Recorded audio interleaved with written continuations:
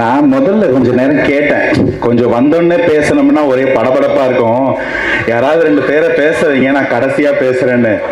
ஆனா இப்ப என்ன பண்ணிட்டீங்க, வாத்தியாரை கூப்பிட்டு வந்து உட்கார வச்சுட்டு இப்ப ஏறா ஸ்டேஜ்ல மார்க் போடுவாருன்னு ஏத்து விட்டீங்க. இதுதான் விஷயம் தெரிஞ்சிருந்தா நான் முதல்லயே பேசியிருப்பேன். ஏமாந்துட்டேங்க எப்பயும் போல. கீழே வந்து பதில் சொல்றீங்க, சொல்ல முடியாது. முதலில் எப்பொழுதும் பிறப்புக்கும் எல்லா உயிர்க்கும் வணக்கம் சொல்றது நமக்கு ஈஸி. என் அண்ணன் நெஞ்சில் குடியிருக்கும் அனைவருக்கும் முதல் வணக்கம். ஆனா இப்போ என்னன்னா, என்னுடைய சொந்த அண்ணன் ராஜ்மோகன் என்ன உள்ள வந்தோடனே புரோட்டோகால் ஃபார்ம் ஆயிடுச்சு. அதனால மாண்புமிகு கல்வி, தமிழ் வளர்ச்சி மற்றும் தொல்லியல் துறை அமைச்சர் அண்ணன் ராஜ்மோகன் அவர்களுக்கு முதல் வணக்கத்தை தெரிவித்துக் கொண்டு, இந்த ஈவெண்ட்டை இவ்வளவு சிறப்பா அழகா ஆர்கனைஸ் பண்ணி ரெண்டு கொட்டி என்னை இழுத்துன்னு வந்த அன்பு அண்ணன் குரு அண்ணா, குரு தலைவா அவர்களுக்கு மிக்க நன்றி. Thanks for having Meena. Phone போட்டு நேற்று மத்தியானத்துல இருந்து சண்டை போட்டுட்டு இருந்த ராம் அண்ணாக்கும், அனைத்து ஓடிஎஃப்சி நிர்வாகிகளுக்கும், தாவேக்கா குடும்பத்தினருக்கும், தாவேக்காவா இருக்குமா இல்லையான்னு தெரியாதவங்களுக்கும், கன்ஃபார்மா தாவேக்கா இல்லைன்னு உள்ள இருக்கிற அந்த 3 பேருக்கும், உங்க அனைவருக்கும் என் முதல் வணக்கம். எனக்கு இந்த ஈவெண்ட்டை பார்க்கும்போது வந்து மண்டைக்குள்ள ஓடிட்டு இருக்கிறது ஒரே விஷயம்தான்.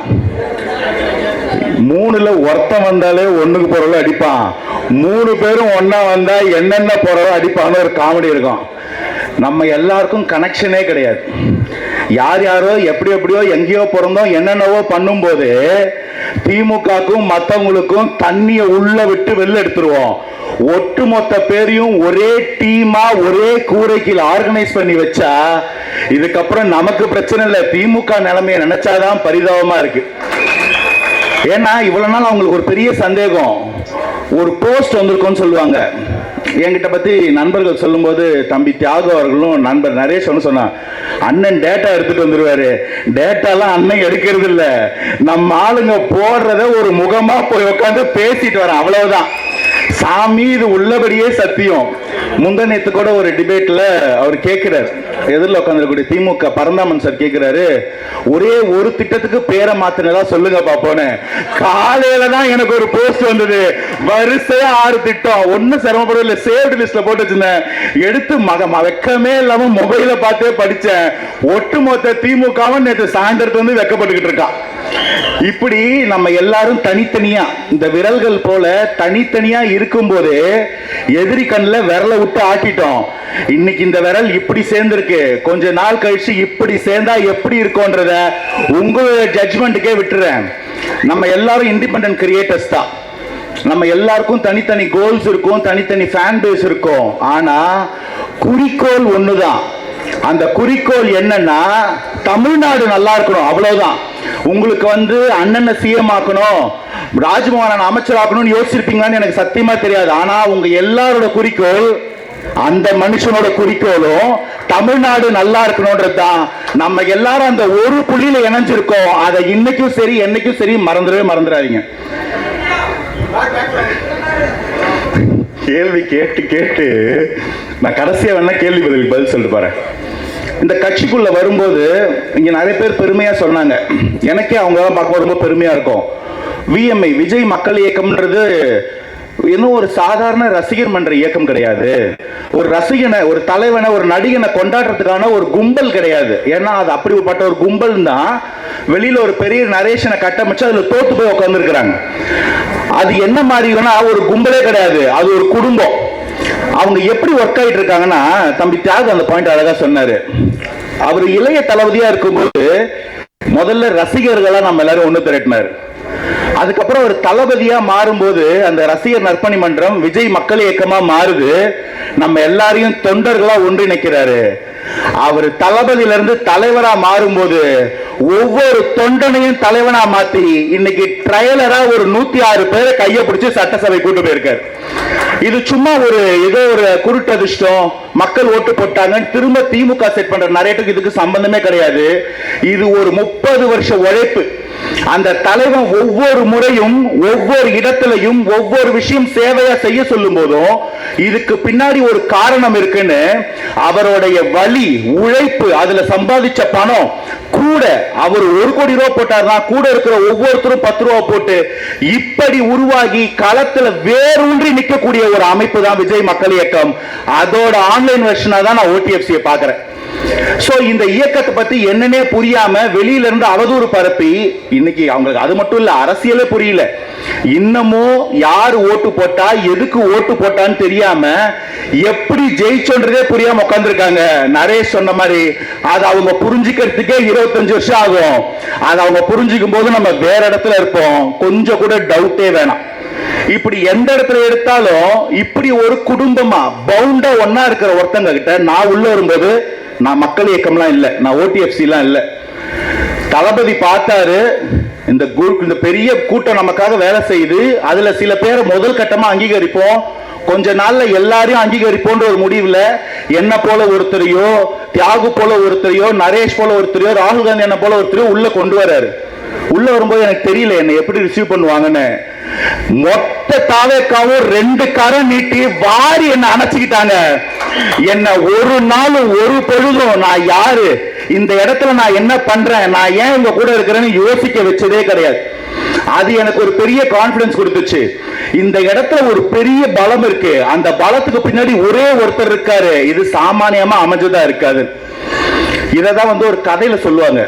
ஒரு பள்ளிக்கூடத்துல, புது கதைலாம் இல்ல, நீங்க எப்பவுமே கேட்டு கதைங்க தான். ஒரு பள்ளிக்கூடத்துல கிளாஸ் மிஸ் ஒருத்தங்க எல்லா குழந்தைக்கும் ஒரு பலூன் கொடுப்பாங்க. அந்த பலூனை ஊதி உங்க பேரை எழுதி வச்சுக்கோங்க அப்படின்னு சொல்லுவாங்க. சொன்ன உடனே எல்லா குழந்தையும் எழுதி வச்சுக்கோ. இப்ப இந்த பலூனை பறக்க விட்டுடுங்க. பறக்க விட்டோடனே 1 நிமிஷம் டைம், அவங்க பேர் எழுதின பலூனை கரெக்டா போய் எடுத்துட்டு வரணும்னு சொன்னோடனே எல்லா குழந்தைங்களும் போய் அவங்க பலூன் எடுக்கிறாங்க. என் பேர் இல்ல, பேரு நரேஷ் தூக்கி போட்டுறாங்க, பேரு தியாகு தூக்கி போட்டுறாங்க, பேரு ராகுல் காந்தி தூக்கி போட்டுறாங்க. 1 நிமிஷம் ஆச்சு, யார் கையிலுமே பலூன் இல்ல. கொஞ்ச நேரம் கழிச்சு அந்த மிஸ் சொல்றாங்க, யாராலையும் ஜெயிக்க முடியல. ஆமா ஜெயிக்க முடியல. சரி இப்ப நான் இப்படி சொல்றேன், ட்ரை பண்ணி பாருன்னு. யார் கையில எந்த பலூன் கொடுத்தாலும் அந்த பலூன்ல என்ன பேர் இருக்கோ அவங்க கிட்ட கொண்டு போய் கொடுத்துருங்க, இப்படி ட்ரை பண்ணி பாருங்கன்னு சொல்றாங்க. மொத்தம் 10 செகண்ட் கூட ஆகல. எடுத்து பார்த்தா நரேஷ் பலூன் எடுத்து போய் நான் நரேஷ் கிட்ட கொடுத்துட்டேன். நரேஷ் கிட்ட கிடைச்சது ராகுல் அண்ணன் பலூன், அவங்க அங்க கொடுத்துட்டான். அவர்கிட்ட கிடைச்ச பலூன் என் பலூன் என்கிட்ட கொடுத்துட்டாரு. 10 செகண்ட்ல எல்லார் கையிலும் பலூன் வந்துருச்சு. அது போல தனக்காக யோசிக்கும் போது தனித்தனியா நிக்கிற நம்ம எல்லாரும் மத்தவங்களுக்காக, நம்ம தலைவருக்காக யோசிக்கும் போது ஒன்னா சேர்ற பலம் இருக்குல்ல, இந்த பலம் வேற எங்கேயுமே கிடைக்காது. இது கொடுக்கறதுனால மட்டுமே வர்ற பலம். அப்படி கொடுத்து பலமான கூட்டம் தான் இன்னைக்கு தமிழக வெற்றி கழகமா வளர்ந்து நிக்குது. அதனாலதான் இவங்களுக்கு புரியல. கேக்குறாங்க சட்டசபையில, பட்ஜெட் போட காசு இல்ல, 10 லட்சம் கோடி கடன் சொல்லிட்டு வந்தீங்களே, இன்னைக்கு என்னடானா தாய் மாமன் சீரு, தாய் கேரு, தங்க மோதிரம் திட்டம்னு ஒட்டு மொத்தமா கொண்டு வந்து நிக்கிறீங்களே, எங்க வந்தது காசு? கொடுக்கணும்ன்றது மட்டும்தான் தளபதி எங்களுக்கு சொல்லி கொடுத்தாரு, மத்ததெல்லாம் மேல இருக்கிற அவரே கொடுத்தாரு. அப்படிதான் இன்னைக்கு இந்த பட்ஜெட்டை எடுத்து முன்ன வச்சிருக்கோம். தளபதி ஒரு காட்ஸ் ஓன் சைல்டுன்னு நான் சொல்ல வேண்டிய அவசியம் கிடையாது. ஒரு கட்சி, இது வரைக்கும் கட்சிகள் எப்படி இருக்கு? எங்க அப்பா கட்சி ஆரம்பிச்சது வேற ஒரு நல்ல தலைவர், நாங்க பிடிக்கணும். வேற ஒரு தலைவர் ஆரம்பிச்சாரு, அது வேற ஒருத்தங்கிட்ட போயிட்டு நாங்க கூவத்தூர்ல போய் எடுத்துக்கணும். வேற யாரோ ஒருத்தர் 60 வருஷம் முன்னாடி ஆரம்பிச்சாரு, அதை திரும்ப ரிவைவ் பண்ணிக்கிட்டோம். 100 வருஷ கட்சி, 140 வருஷ கட்சி, ஒரு கட்சிக்கும் 18 கட்சி கூட்டணி, 26 கட்சி கூட்டணின்னு தனியா நிக்க பயமா, இல்ல தனியா நிக்க முடியலையா, இல்ல வயசானவங்களுக்கு வீல் ஸ்டேர் தேவைப்படுற மாதிரி, ஸ்டிக்கு தேவைப்படுற மாதிரி உங்களுக்கு தேவைப்படுதான்னு தெரியல.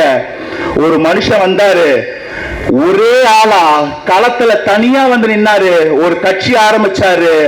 2 வருஷம் ஒரே கட்சியா இந்த ஒட்டுமொத்த கட்சிகளையும் முட்டி போட்டு தண்ணி குடிக்க வச்சாருன்னா அது தனி மனிதனுடைய சாதனை இல்ல, இந்த ஒற்றுமைக்கு கிடைத்த சாதனை. அன்னைக்கு அண்ணன் சொன்னாரு 1967 77 வரலாறு திரும்பன்னு, அவங்களுக்கு அது புரியல, நிரூபிச்சாரு. இன்னைக்கு திரும்பவும் சொல்றேன், 1977 அப்புறமா ஒரு வரலாறு படைக்கப்பட்டது. அன்னைக்கு ஐயா எம்ஜிஆர் ஆட்சி அமைக்கும் போது திரையுலகத்தில் இருந்த பல பேருக்கு சினிமா ஆசையை விட்டுட்டு அரசியல் ஆசை வந்தது.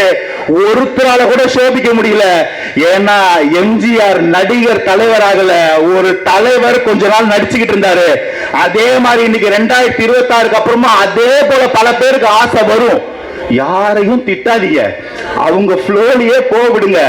அந்த சின்ன கோடு வரும்போதுதான் தாவேக்கா எவ்வளவு பெரிய கோடுன்றது ஒட்டுமொத்த மக்களுக்கும் தெரியும். அதனால அவங்களை அடிச்சுதான் டைம் வேஸ்ட் பண்ணாதீங்க. ஆனா தியாகோட நான் ஒரு இடத்துல மாறுபடுறேன். சில இடங்கள்ல நம்மள தரம் தாழ்ந்து விமர்சிச்சாங்கன்னா விட்டுருங்க, கண்டுக்காதீங்கன்னு சொல்றீங்க. No no no no no. என் அண்ணன் தம்பி மேல, என் அக்கா தங்கச்சி மேல கைய வச்சா நான் வேடிக்கெல்லாம் பார்த்துட்டு இருக்க மாட்டேன். உரிச்சு உப்பு கண்டம் போட்டுருன்றத கொஞ்சம் சட்டபூர்வமாவும் நாகரிகமாவும் பண்ணுங்க, அவ்வளவுதான். அடி வாங்கிட்டு திரும்ப இந்த கண்ணத்தில் அடிச்சா இந்த கண்ணத்தை காட்டுறதுக்கெல்லாம் நம்ம வரல. தரம் தாழ்ந்து யார் வாயிலாவது வார்த்தை வந்ததுன்னா அதுக்கு பதில் அம்பு மாதிரி இருக்கணும். அது ஒரு நாள் நிக்கவே கூடாது. நம்ம குவாலிட்டியை மட்டும் பாத்துங்க. அண்ணன் என்கிட்டயும் சொன்னார், அவன் பேசுறது அவன் குவாலிட்டி, உன் பேசுறது உன் குவாலிட்டி, நீ பாசிட்டிவா மோட்டிவேட்டடா ப்ரொடக்டிவா போடான்னு சொன்னாரு. ஆனா அண்ணனையே பேசும்போது பார்த்துக்கிட்ட அளவுக்குலாம் நான் தியாகி கிடையாது. என் கூட இருக்கிற யாரும் அப்படி இருக்க முடியாது. என் தங்கச்சியோ அக்காவையோ அநாகரிகமா பேசுனீங்கன்னா நான் 2 படி இறங்கி நின்னும் பேசுவேன். அப்படி பேசினாதான் பயப்படுறாங்க தியாகு. அவங்க என்ன நினைச்சுக்கிட்டாங்கன்னா, நம்ம இன்னும் பொட்டு வச்சுட்டு பொங்கல் சாப்பிடுறவங்க நினைச்சிட்டு இருக்காங்க. வகுடு எடுத்த முடி, புட்டி கண்ணாடி, பொட்டெல்லாம் பார்த்து அப்படி நினைச்சிட்டீங்களா? நல்லா வரும், அண்ணனுக்கும் வரும், வேணான்னு நிக்கிறாரு. அது அப்படியே இருந்தா அரசியல் களத்தை நாங்க பத்திரமா பாத்துக்கிறோம். ரொம்ப சத்தம் வந்துச்சுன்னா கிளாஸ்ல மிஸ் பெரம்பெடுக்கிற மாதிரி 2 தட்டு தட்டியும் உட்கார வைப்போம். அதுல எல்லாம் என்னைக்கும் காம்ப்ரமைஸ் ஆகாது. நீங்க மெரிட்டாவே போறீங்க, நாங்க கொஞ்சம் மிரட்டிக்கிட்டே போறோம், கன்ஃபியூஸ் ஆயிடாதீங்க.